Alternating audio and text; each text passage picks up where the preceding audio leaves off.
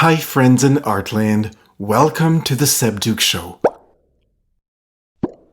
The show where we talk about art marketing and mindset. My name is Seb Duke, I'm an artist and art marketing consultant, and I'm here to help artists like you market your art to reach the right audience and enhance your mindset in order to become more productive and efficient in whatever tasks you tackle. Twice a week, I bring you inspiring and practical advice to help guide you on your path to artistic greatness. And I do this because I truly believe that all art deserves to be seen, and that starts with yours. Monday episodes are for mindset advice to start your week right. Friday episodes are for art marketing advice so you can start your weekend with fresh ideas to work on. Now we're about to start episode 12. What's your flight plan? Yay! Today, I want to share a mental model with you that will help you become more productive. When I do one-on-one coaching sessions with artists, it's one of the most recurrent problems. Lack of productivity. Knowing what needs to be done, not doing it. Very often, we know what needs to be done, but it's hard to get organized and get activated. When we don't know how to get started, when we don't know what the first step is, well, it's hard to go and get things done. And that mental model I'm about to share with you, it's helped me tremendously get more shit done. But it's also helped other artists I coach, and I call it the flight plan strategy. So the flight plan is the trajectory you need to take in order to get you to where you want to go. And then in order for the flight plan to work, you'll need a plane, a pilot to fly the plane, and a control tower to help you get there. Don't worry, I'm going to explain everything, all of those components. So first, you need to write the flight plan. In other words, what do you want to accomplish? What brings you closer to your goals? It could be, I want to publish 3 Instagram posts per week and create connections with my followers. So then we break that down.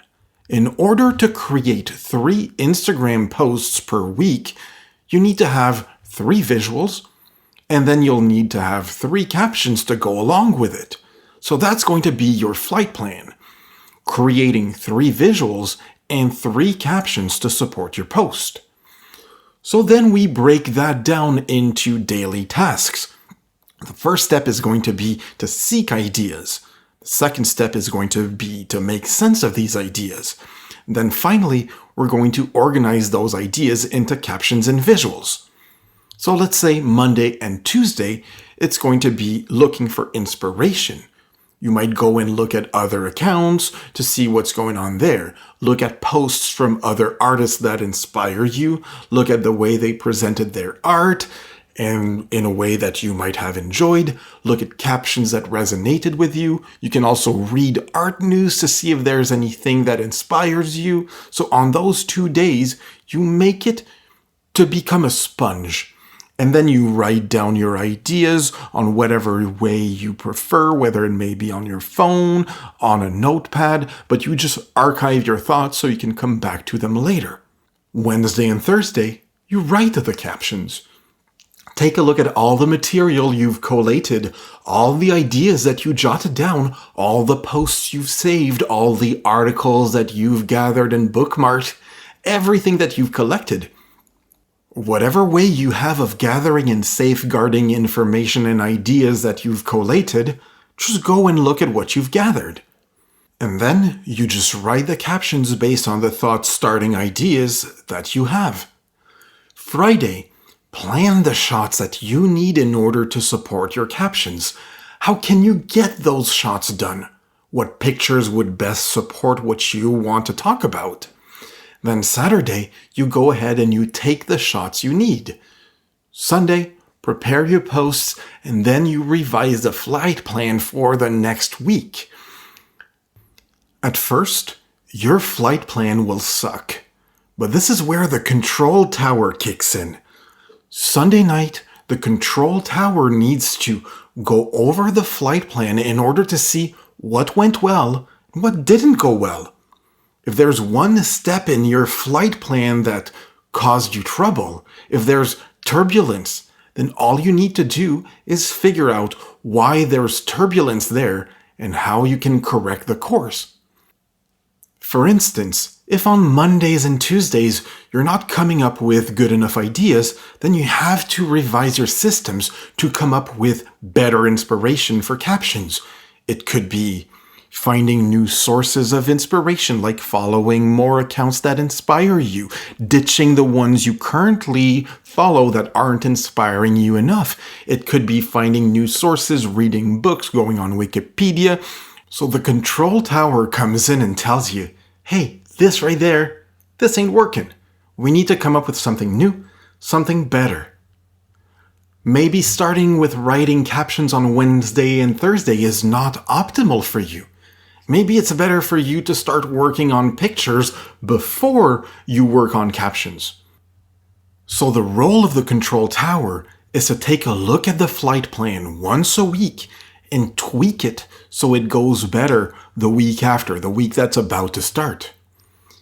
Okay, so by now you know what the flight plan does. You know what the control tower does.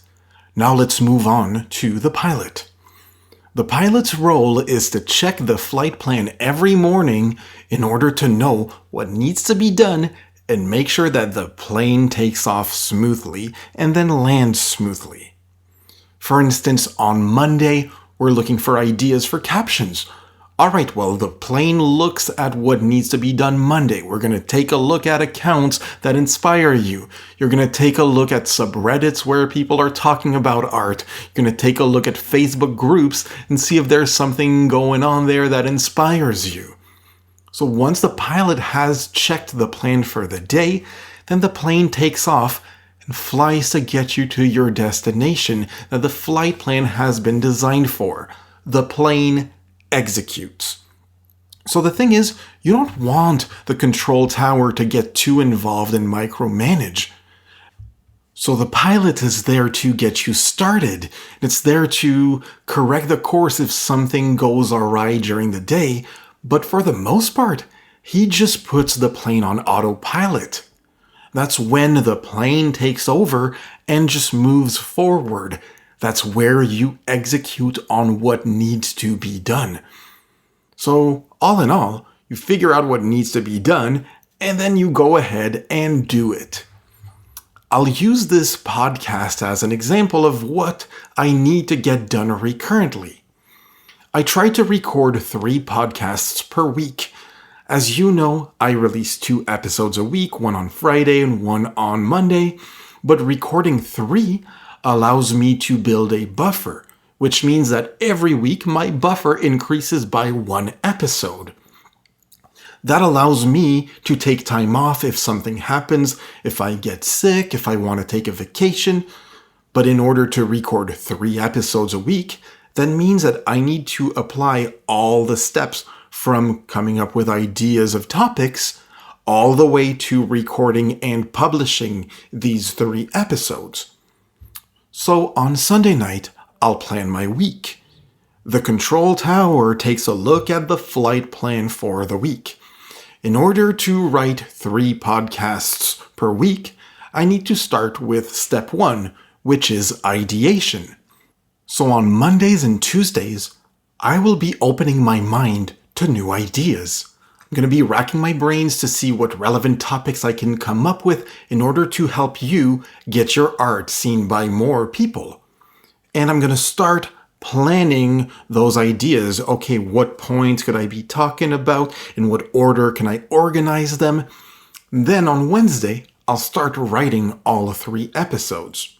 On Thursday, I'll review what I've written the day before, and I'll flesh it out a little better. I'll dig a little deeper. I'll try to see if everything makes sense, if it flows good. Then on Friday, I'll finalize all 3 episodes, and I'll rehearse them once. Then on Saturday morning, I will record all 3 episodes. Finally, on Sunday morning, I'll edit the audio for all 3 episodes and process the files to save them and archive them. So the flight plan tells me that Monday and Tuesday I'm in inspiration mode. In the morning, the pilot sets the course for inspiration. So the plane takes over, and I'll go take a look at my bookmarks to check up on relevant subreddits. I'll take a look at art news websites I consult and Facebook groups. Then on Wednesday, Thursday, and Friday, I'm in writing and proofreading mode. So the pilot sets the course for writing. The plane will kick in, and I'll review the notes I took the previous days, and I'll make sense of it, think of an angle, and get to writing until I'm satisfied. Saturday, the flight plan tells me I'll be recording, so the pilot checks out the blueprint. I'll open the script for the episodes I wrote, I'll turn on the microphone, launch my recording software, hit record, and start writing. Just like I'm doing right now. What I'm doing right now is the plane is just flying. It's not the control tower, it's not the pilot, it's the plane that's just flying.